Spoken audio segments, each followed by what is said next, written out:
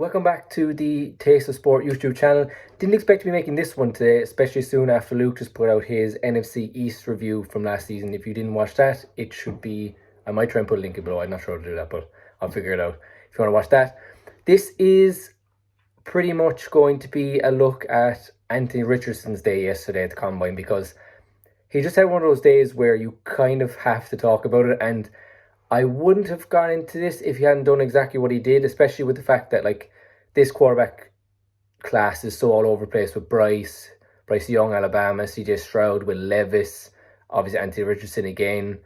I'm probably forgetting somebody randomly thrown in there. I guess Hendon Hooker a bit, coming off the ACL, maybe a bit different, but we're going to look at Anthony Richardson's day from yesterday, where I really do think he won the draft, and I'll get into further on what this kind of means for him and his draft stock, where you can't throw out the tape completely of what you saw the last 2 years, where he was coming in over Emory Jones a year and a half ago, so 2021, I guess, and in 2022, then his first season as starter at Florida, where you started off the year with, I think, 4 interceptions. It took him 3 or 4 games to get a passing touchdown, where you knew rushing was there. But now we're going to look at some of the stuff from the Combine, where you look at him, I'm going to start off with his measurables. 6'4" and a bit. That means he's taller. This was from a tweet I saw. I can't remember who it was. He was 6'4", ended up coming in a bit, 6'4.5", I think, maybe a quarter. I can't remember. Over 6'4" a bit, which means he's taller than George Kittle. Now, this is obviously, he's taller than other people, but this is the tweet that I saw. 244 pounds. My notes are to the left. So he's 244 pounds, which is bigger than Hassan Reddick, obviously the pass rusher in the NFL. 4.43 40-yard dash he came in with, which is faster than Cam Newton. Now, I think Cam Newton's like a 4.6, and Cam Newton obviously was like 260 rather than 244, so a bit bigger, but still, that's just to put it into perspective. I think it was like the third or fifth or sixth fastest ever. Obviously, Lamar Jackson didn't. He would have smoked everybody. He had a 14.5-inch vertical, which is higher than what Devontae Adams had in his draft combine at the time, and that's also higher than a lot of, like, a few quarters and stuff like that. It's when you look at him, you don't think you see a quarterback.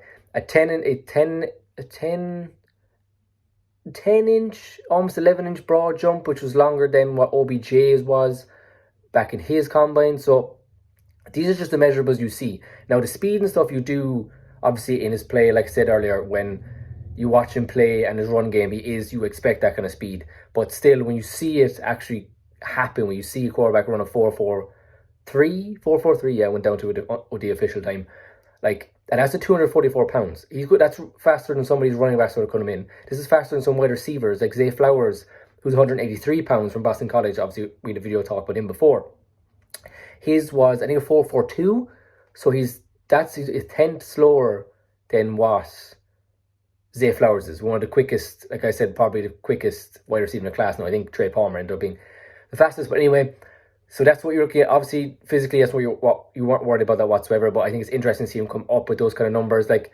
It's ridiculous. And then looking at the throws, they had the slants, the out routes, the zig routes for wide receiver, the curl routes, and the deeper shots. I wrote down some notes on the slants. He was on time and on target. Not like they were short slants. They weren't anything that you too worried about. His feet set were fine. Then his out routes, some throws are too high. He still seems to struggle with the placement and power. His timing was good. He threw it on time for when the wide receiver was going to make his break to the sideline. So that was okay. But again, some of the passes were, most of them honestly, were above the heads of the receivers, where I guess in a sense you could say it's where only a receiver can catch it. But still, it looked like a bit too much of a touch on it. Then the zig routes was fine. They're short zig outs. It was fine. He made them. They're on time. Nothing was too strong, which is what you only worry about with him. Curl routes were fine. Good power, good timing. They're on target, which were fine. But the deep one was what you wanted to see, where there's his 30-40 yard passes, where it looked effortless for him. The arc on the throws was pretty perfect, except for one that was a little bit too hot, left air a little bit too long. His placement was perfect, and that's where you have the run game obviously there. This is where he has it over the other quarterbacks with power. CJ Stroud would be more accurate. Same with Bryce Young. It'll look better coming out of their hands. But then when you look on the deeper routes, this is where you can teach the accuracy. You can kind of get that. You can get his mind right in that sense. But with the efforts, flick of the wrist that he has, I'm not going to call him Patrick Mahomes. But when it comes to arm talent, that's what you're kind of looking at.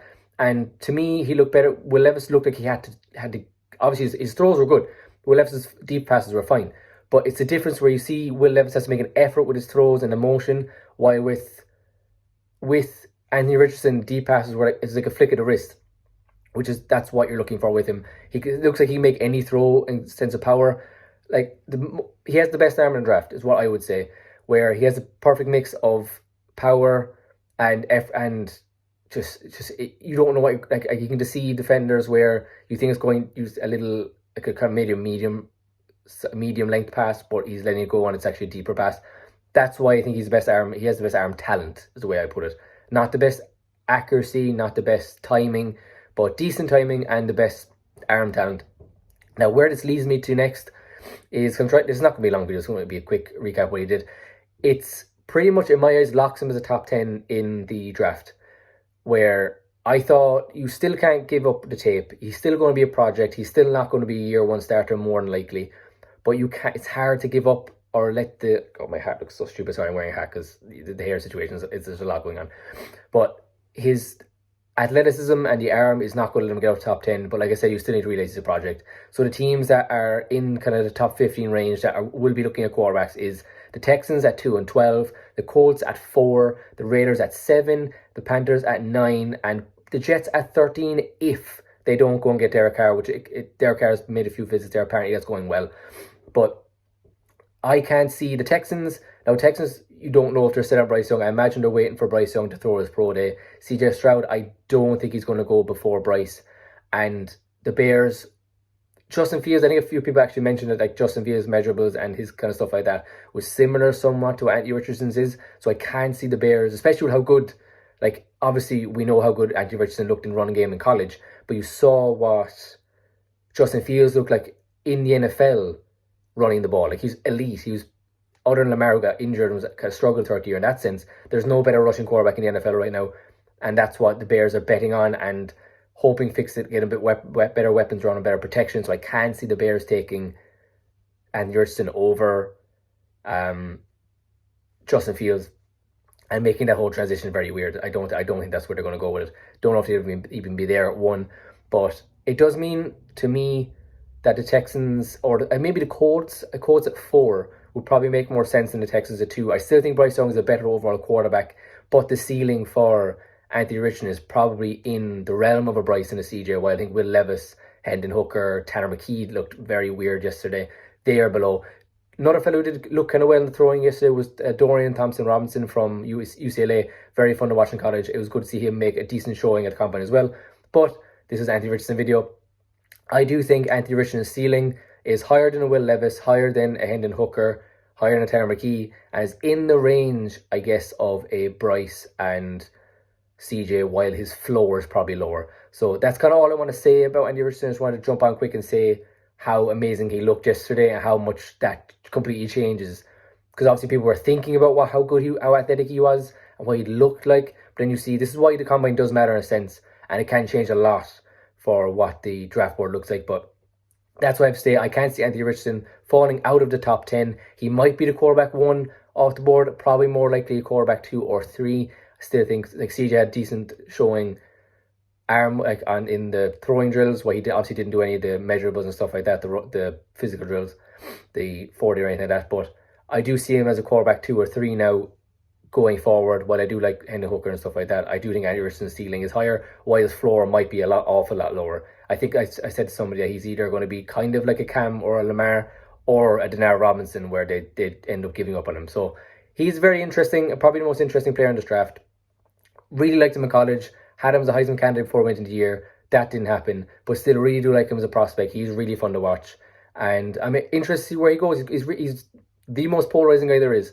So I think this makes him even more polarizing, to be honest with you, which is why the NFL draft is fun and why the combine is there's still a place for it, as much as I'm kind of 50-50 with it. So let me know what you think about Anthony Richardson and where you think he can go. Am I a bit too brash in saying he's 2 or 3, quarterback 2 or 3? But maybe not. We'll see. Who knows how these NFL GMs think? I surely don't know. So that's it. And yeah, congratulations to Anthony Richardson for pretty much winning the NFL draft combine this year. So